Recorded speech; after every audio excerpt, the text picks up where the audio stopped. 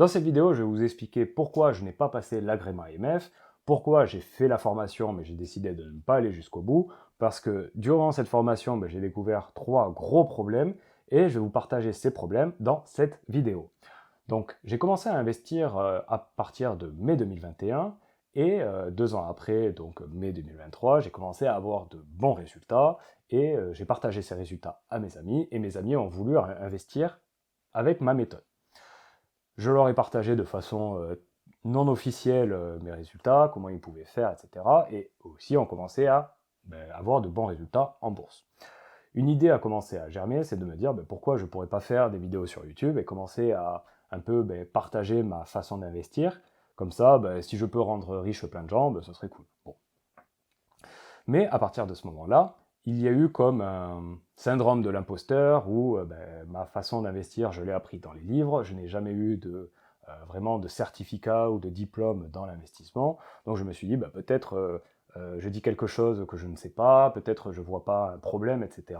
Donc je me suis dit, je vais quand même passer une formation officielle pour pouvoir devenir vraiment conseiller en investissement et pour pouvoir partager de réels conseils pas risqués, avec des bons rendements, etc. Bon.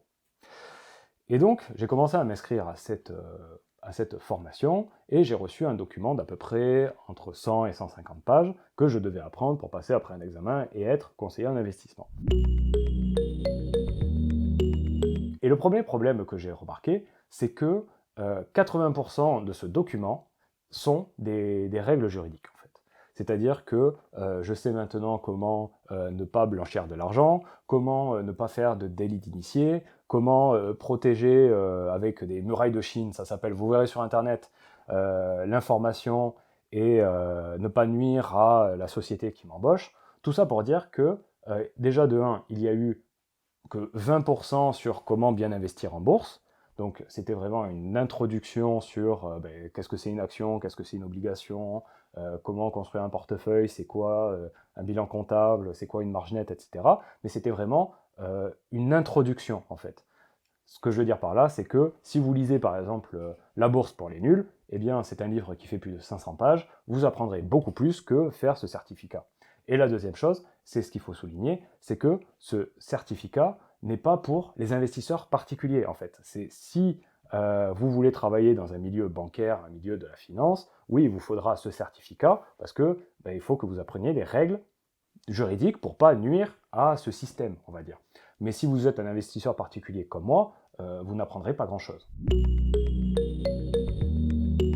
La deuxième chose, c'est sur la notion de risque. Donc, de façon très simplifiée, ce qu'on apprend dans ce certificat, c'est qu'il y a 2 sortes de risques. Le premier risque, ce sont des produits financiers qui ont un rendement qui est sûr, certain, comme par exemple le livret A ou les obligations, où le rendement est sûr à l'avance, et des produits financiers comme les actions ou les options, qui sont des rendements qui ont un rendement aléatoire, et donc, par définition, un risque plus aléatoire. Donc vous pouvez avoir plus, mais vous pouvez avoir moins, comparé à quelque chose qui est sûr. Bon, jusque-là, c'est logique.